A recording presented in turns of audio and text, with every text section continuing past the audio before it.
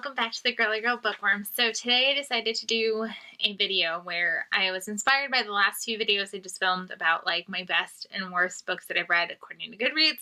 So I decided to do a help me pick my August TBR by telling you my top 5 books that Goodreads thinks I have on my TBR and my 5 lowest books that Goodreads thinks that I have on my TBR.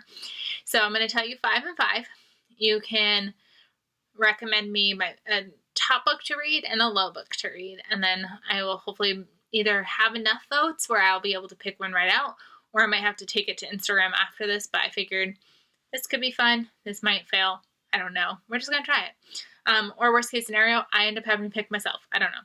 So let's go with the lowest rated first. So according to this, the lowest book on my rated book on my TBR is The Retreat by Elizabeth de Marifari, or Murphy.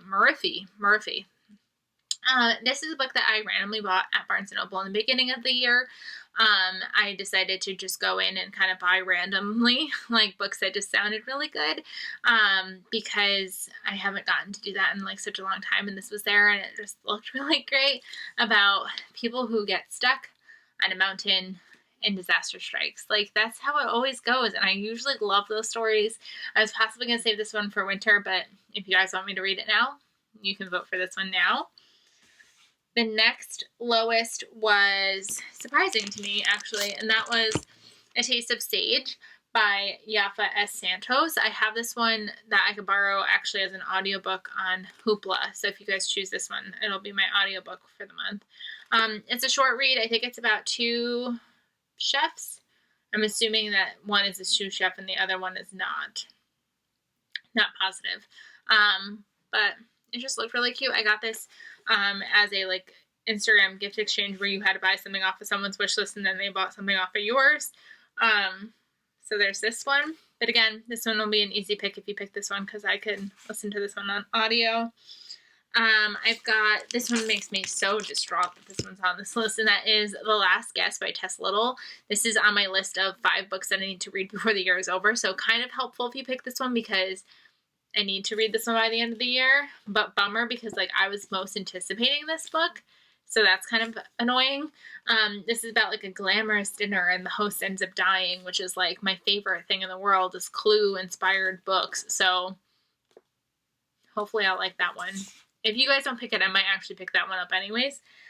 And then the next one was The Death of Jane Lawrence by Caitlin Starling, which I'm not like surprised to see this one because I've seen lots of hit or miss reviews about this one. Jen from Reading with Pugs sent this to me for my birthday, and it's not typically a book that I would grab in general, but it could be really good. Fingers crossed. I've seen people give this 5 stars. I've seen people rate it really poorly. This one's one that I can get on Libby pretty quickly through either format of a Kindle book or an audiobook, so this one would also work if you chose this one. I'd make any of them work, but just giving you some help. This one surprised me to be on this one, and this is Good Rich People by Eliza Jane Brazier. This is about a woman who lives in someone's guest house, and she thought like these people had like the life, and apparently they don't. So, again, this is a newer release. I was surprised to see this ranked just so lowly. Now, books that were ranked really high, which I thought was very bizarre because the highest rated book on my TBR is Crying Meadows by Avery Good, and it claimed that it only had like 2 ratings, so I don't know how it made it so high. I don't know, but I want to read this one soon anyway, so that wouldn't hurt me. This is about these people who apparently they own a golf course and then they kill people to like use as fertilizer for their golf course. Just sounded really bizarre, but really good. We've got I Must Betray You by Rue Dissipetis. I'm not surprised because everybody loves Rue Dissipetis. I'm surprised I haven't picked it up quite yet. I liked that this one takes place in Romania, which I thought was like really interesting. I think I'd like to read this physically because I made the mistake of last time reading her book as an audiobook, and I didn't feel as connected to it as I have in the past with her physical books. So like I think I might physically read this one if you choose this one. This one is one that I have on my TBR. I'm hoping to get to it before the end of the year, so even if you don't pick it, I will eventually read this one. I'm on hold at the library for it. I think I'm like 17th on the list, so it'll be a while, but I'm hoping to get to it. That's The Girl with the Latin Voice by A.B. Dare. This is one where I tried to listen to the audiobook and I couldn't follow it. The narration style and me just were not clicking.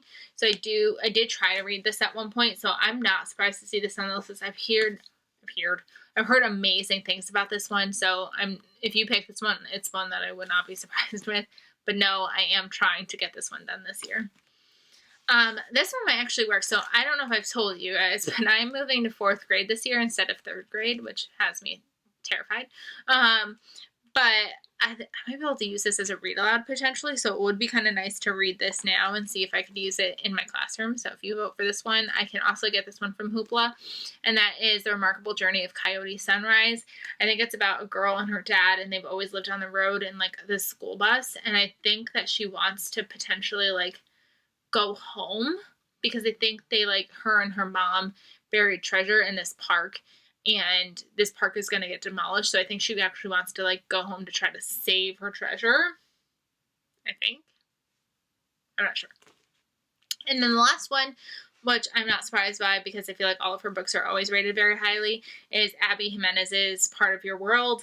I've never read a book by her.